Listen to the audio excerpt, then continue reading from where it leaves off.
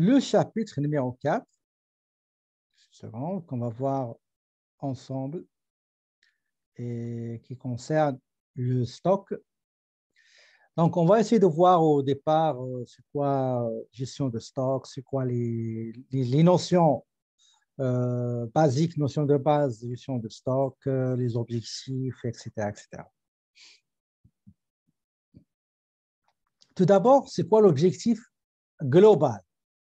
C'est de savoir de quoi un stock est composé et quelles sont les, les méthodes pour constater l'acquisition d'un stock, quels sont les moyens, les méthodes pour suivre les mouvements de ce stock-là. Et à la fin, si jamais on va disposer, on va vendre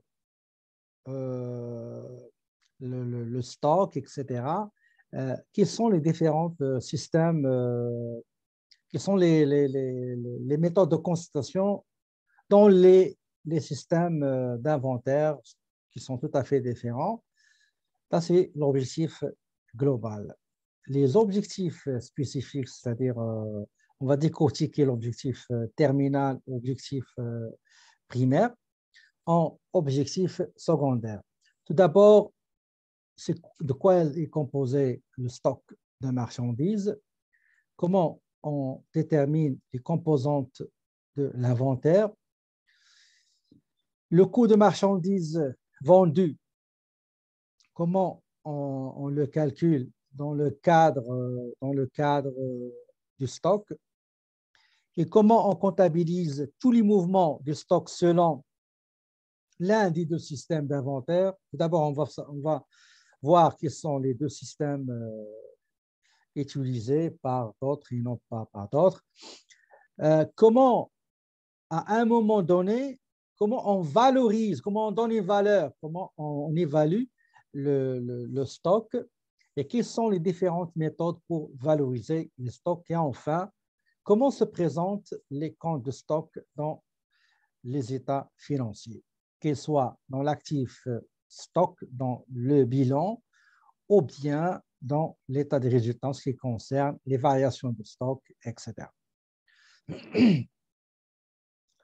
C'est quoi un stock? Un stock, c'est une quantité d'articles, de produits qu'on va mettre dans un endroit et qu'on va utiliser aux besoins internes ou externes. Interne ou externe. Pour l'externe, c'est les clients. D'accord? Donc, on a un stock qu'on appelle stock disponible. Et au moment où on reçoit des demandes de prix, on va répondre avec des devis. Si le client est satisfait, il va confirmer l'offre qu'on lui a adressée et par la suite, on va livrer la marchandise. Mais on ne peut pas être à la hauteur, on ne peut pas répondre aux besoins du client si on n'a pas un stock disponible. Ça veut dire si on n'a pas une gestion, très bonne gestion, une gestion efficace du stock qui va nous permettre de répondre à tout besoin d'articles, produits, outils, matières premières, etc. Donc, les besoins internes, c'est-à-dire à l'intérieur de l'entreprise, et aussi les besoins externes.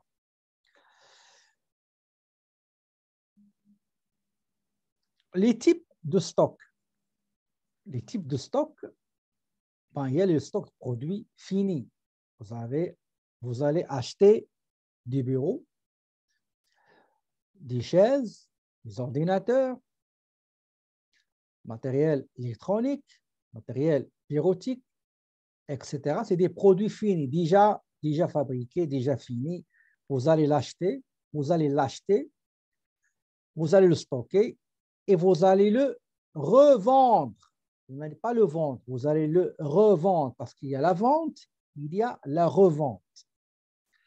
La vente, c'est quoi? La vente, c'est quand je vais acheter la matière première, après transformation, je vais aboutir à des produits finis, ou semi-finis.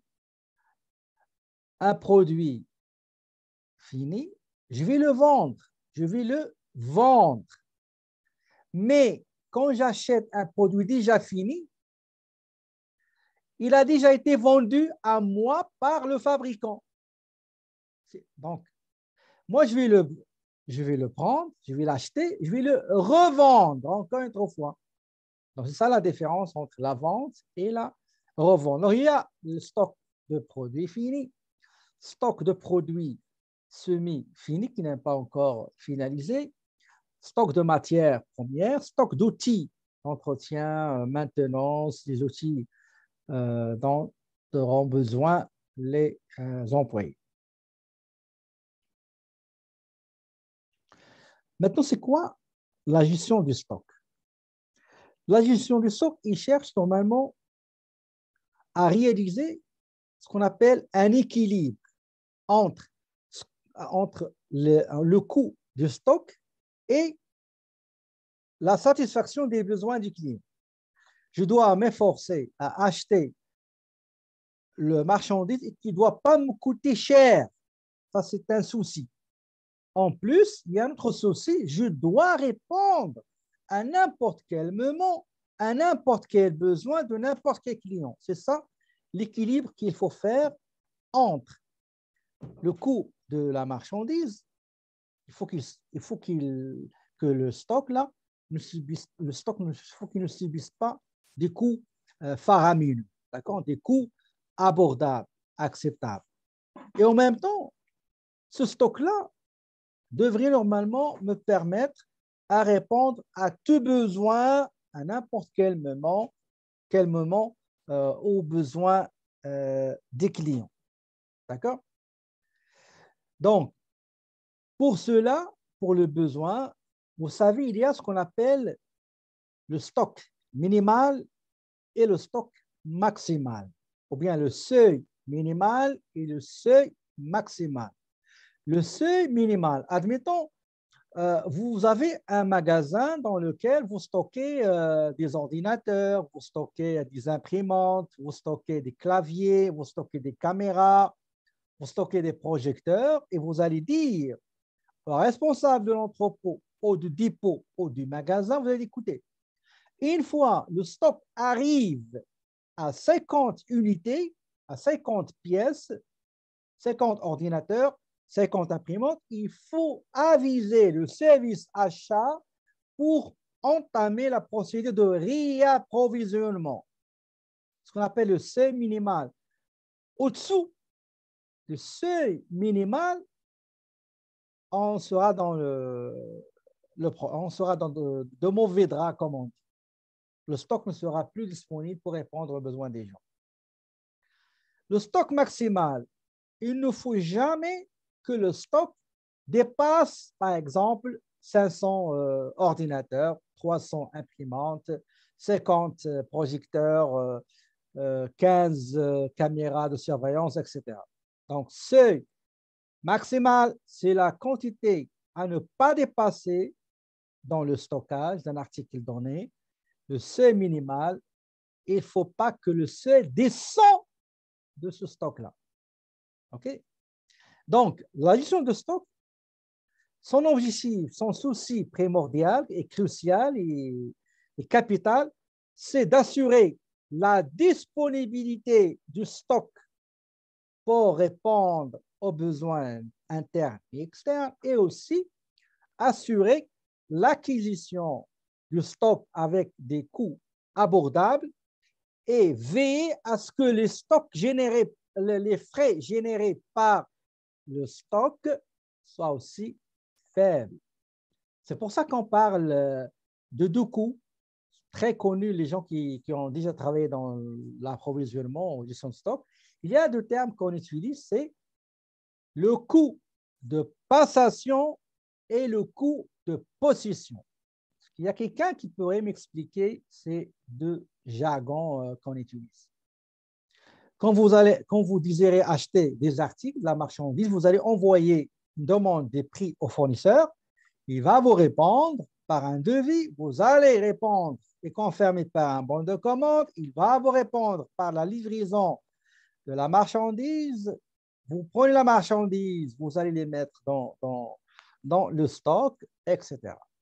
Donc, dans ces phases-là, il y a les coûts de passation et les coûts de possession. C'est quoi les coûts de passation? Les coûts de passation, quand vous allez passer la commande, il y a des coûts. Quand vous allez passer la commande, il y a des coûts. Les coûts, c'est le personnel, c'est les dépenses, électricité, assurance, transport, etc. Donc, au moment de déclenchement du processus d'achat, par le biais de l'envoi des demandes des prix, ça commence le compteur à compter les coûts de passation. Les coûts de possession, au moment où vous prenez, où vous recevez, au moment où la livraison est faite, au moment où les stocks sont entrés dans le magasin, là, le compteur du coût de possession commence à compter. La possession, vous possédez votre stock, votre marchandise, les articles, etc. Ils sont dans le stock. Il y a des coûts.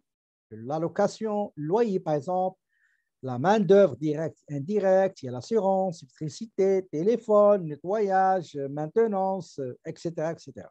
C'est ça ce qu'on appelle les coûts de possession et les coûts de passation. Il y a aussi ce qu'on appelle le point de commande. Ça aussi, il y a une grande formule, j'espère que vous allez le voir en comptabilité 3. C'est quand est-ce qu'il faut réapprovisionner. Même si vous avez un stock minimal, il y a une formule et on détermine ce qu'on appelle le point de commande pour passer une commande. Donc, c'est ça. Donc, la gestion du stock, l'objectif principal, c'est de mettre à la disposition du personnel interne et des clients actuels ou des clients potentiels le stock. D'accord? Donc, c'est ça, pour répondre aux besoins internes et aussi aux besoins externes, en plus d'optimiser les coûts de passation et de possession du stock. Ici, on vous donne quelques schémas, ok? Donc, expression de besoins internes de l'entreprise. On passe à l'achat, on livre ce qu'on a besoin et on contrôle la conformité de ce qu'on a reçu avec ce qu'on a commandé. Et après, on stocke et après vient le paiement. Par exemple, je reviens à la question concernant le contrôle interne. Regardez, là, si jamais vous allez passer votre stage dans un commercial, au magasin, etc., il faut décrire comment ça se passe, ces opérations-là, ces procédures-là. Et vous allez questionner le contrôle interne du stock, vous allez poser des questions. Par exemple, au moment où quelqu'un a besoin de rames de papier, stylo, ordinateur, est-ce qu'effectivement il a besoin de ça? Pour le confirmer, il faut que son superviseur, dans son aval ou bien confirme, approuve la demande.